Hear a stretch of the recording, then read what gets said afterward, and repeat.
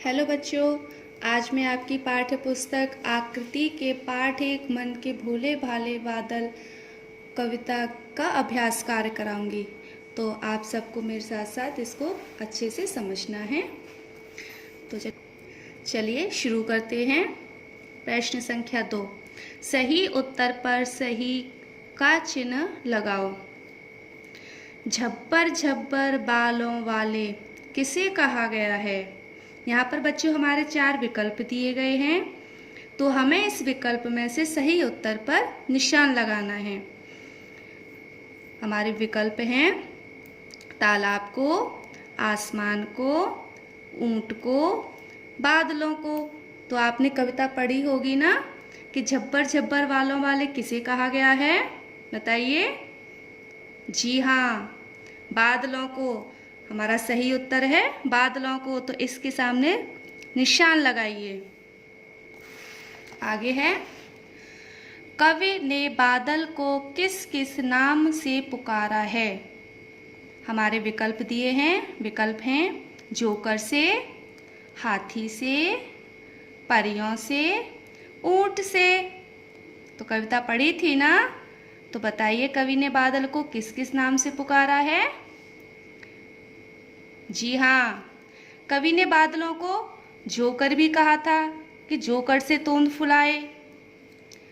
फिर हाथी से सूंड उठाए, तो बादलों को उन्होंने हाथी भी बताया था। परियों से, परियों के जैसे पंख लगाए। ऊंट से, ऊंट की कूबड़ जैसे।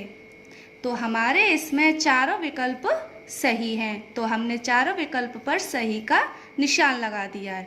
तो बच्चों आगे के आपको बिल्कुल ऐसे ही करने हैं। अब चलो देखते हैं प्रश्न संख्या 3, पंक्तियां पूरी करो।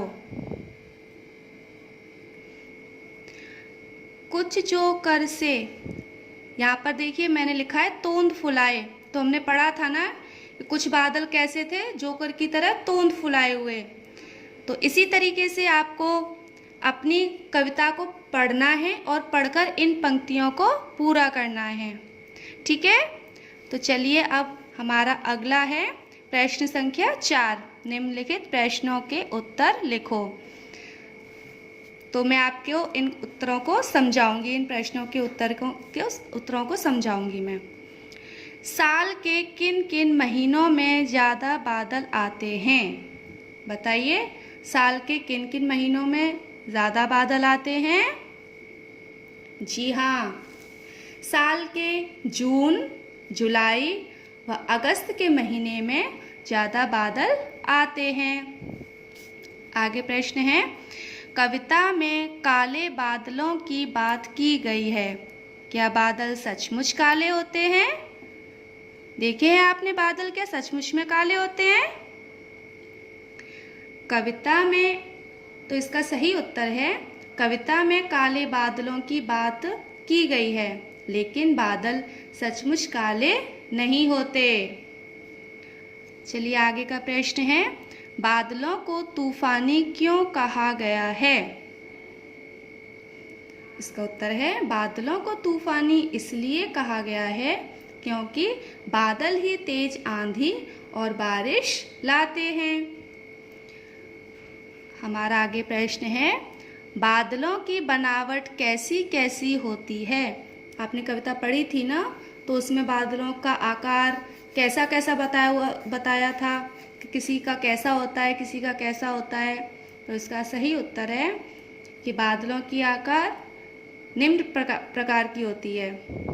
काले काले डरावने बादल, हल्के फुल्के सुहाने बादल और गुब्बारों से गालों वाले बादल। तो आप कुछ भी इसमें लिख सकते हैं जो आपको कविता में आए हो।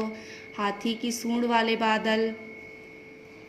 अब हमारा अंतिम प्रश्न है, बादल अपने थैलों से क्या निकालते हैं? तो आपने कविता पढ़ी थी ना कि बादल आते हैं और चुपके से अपने थैलों से क्या निकाल के चले जाते हैं? जी हाँ, उत्तर है बादल अपने थैलों से झरझर पानी बरसाते हैं। तो आपको बच्चों इन प्रश्न उत्तरों को अपनी कार्य पुस्तिका में और सुंदर लेख में लिखने हैं। ठीक है बच्चों, बाय।